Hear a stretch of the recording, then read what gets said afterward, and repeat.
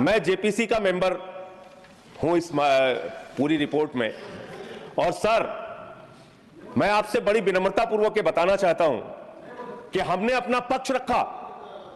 हमारे पक्ष से आप सहमत हो सकते हैं, असहमत हो सकते हैं, लेकिन उसको कूड़ेदान में कैसे डाल सकते हैं?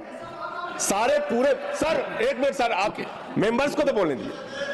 विविधता में एकता भारत की विशेषता है सर। अलग अलग धर्म के लोगों को अपनी धार्मिक मान्यताओं के हिसाब से पूजा अर्चना उपासना करने की छूट है। आज आप वक्फ की संपत्तियों को कब्जा कर रहे हैं, कल गुरुद्वारा की करेंगे, फिर मंदिर की करेंगे, फिर चर्च की करेंगे। हिंदुस्तान में धार्मिक स्थलों की पूरे तत्परता के साथ विपक्ष को पूरा मौका दिया और ये चाहा कि जो उनके बिंदु हैं या जो उनकी कंसर्न्स हैं वो सारे कंसर्न्स यहाँ पर चर्चा में आए। कुछ सदस्यों ने नियमों को तोड़ा भी, उस पर भी आपने बहुत दरिया दिल दिखाते हुए प्रयास किया कि उन पर कोई एक्शन ना हो और उनको आपने वार्न किया। सारे चर्चा में एक बात ध्यान में आई कि विपक्ष का उद्देश्य चर्चा करना नहीं था, विपक्ष का उद्देश्य राजनीतिक दृष्टि से अपना पॉइंट स्कोर करने का था। यह बात स्पष्ट दिखती है और यह दुर्भाग्य की बात है, दुख की बात है कि जिसके बारे में पार्लियामेंट्री अफेयर्स मिनिस्टर ने बड़े स्पष्ट शब्दों में कहा कि कोई भी चीज का डिलीशन नहीं हुआ है, कोई भी चीज को डिलीट नहीं किया गया है, सब कुछ एनेक्सर में एज इट इज रखा गया है। और हमारे एक मंत्री ने भी स्पष्ट किया कि चेयरमैन को यह अधिकार है कि वो कुछ भी डिलीट कर सकता है और वो नियम बताते हुए कि किसी भी चीज का डिलीशन हो सकता है, फिर भी कुछ नहीं डिलीट किया गया। विपक्ष ने बहुत गैर जिम्मेदाराना व्यवहार किया है और इसकी निंदा होनी चाहिए। और ये तुष्टीकरण की राजनीति है। This is a politics of appeasement. ये देश को कमजोर करने के लिए, जॉन बिटास, ये क्वेश्चन आवर जरूर है, लेकिन क्वेश्चन आवर में सबसे बड़ा क्वेश्चन ये है कि कुछ लोग देश को तोड़ने की साजिश करते हैं। कुछ लोग, some people are trying to fight against the Indian state, Bharat देश के खिलाफ लड़ रहे हैं। इसलिए यह विपक्ष की आज का वॉकआउट होना, यह ऑन रिकॉर्ड आना चाहिए कि यह देशद्रोही गतिविधियों को प्रोत्साहन देने का एक माध्यम है और उसका एक्सप्रेशन है। और कांग्रेस पार्टी और विपक्ष आज देश के जो लोग खंडित करना चाहते हैं, देश को कमजोर करना चाहते हैं, उनके हाथ मजबूत करने का काम कर रही है, तो विपक्ष कर रही है। आपने जो सलाह हमको दी ठीक है, हम उसको मानते हैं, लेकिन यही तरीका अगर उधर वाले भी मान गए तो मैं समझता हूं नड्डा साहब अपने मेंबर्स को बड़े कंट्रोल में रखे हैं।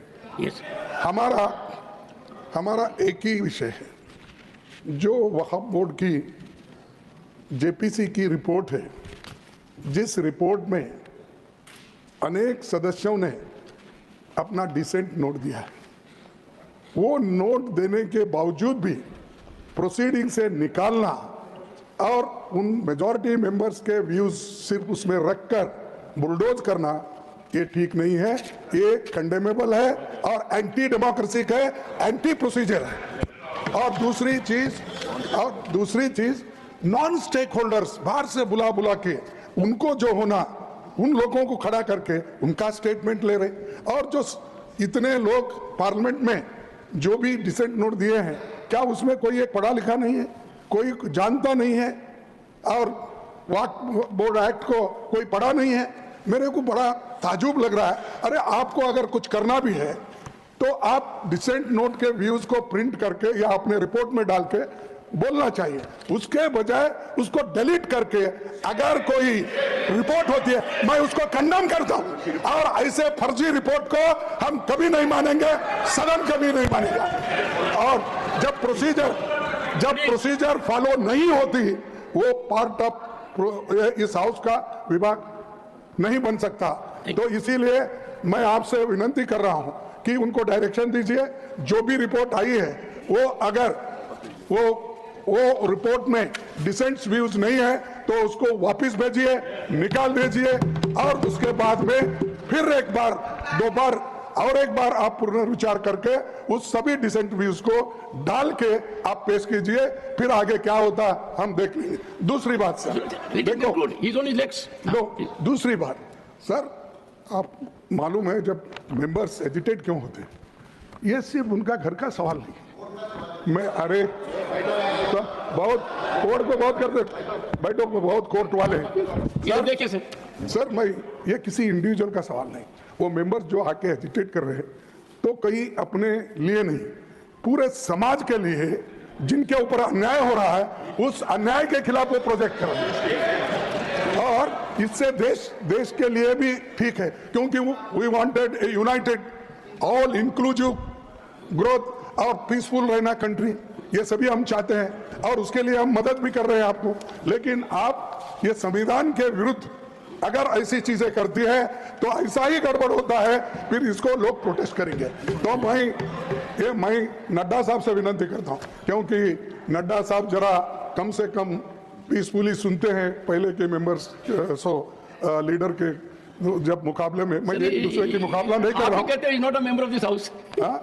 He is not a member of the okay ठीक है, मैं कभी कभी याद दिलाना पड़ता है, जैसा इतिहास का आप जिक्र करते हैं, राम का, विक्रमादित्य का, ये जैसा जिक्र करते हैं, वैसा मैं उनको ये बोल रहा हूँ कि आप प्रेसिडेंट भी हो, आपका इन्फ्लुएंस इसमें जरूरी है, आप इसको विड्रॉ करने के लिए, और इसको अनकॉन्स्टिट्यूशनल है, इसीलिए जेपीसी को फिर से आप भेजिए और इसको आप प्लेस करने के लिए सर आप रिफ्यूज कर सकते हैं। कितने गवर्नर बिल्स रिफ्यूज करके वापस भेजे हैं हर स्टेट में सर, गवर्नर छोटे छोटे रीजन जो संबंधित नहीं है, तमिलनाडु का गवर्नर भेजता है और कर्नाटक भेजते हैं, हर जगह। इसीलिए मैं बोलता हूं आप वो डिसेंट नोट्स को डलवाइए, फिर से उसको रिपोर्ट में डालिए, तब तक ये वापस भेजिए और आप करना चाहिए। मैं आपसे विनती करता हूं। माननीय सदस्य।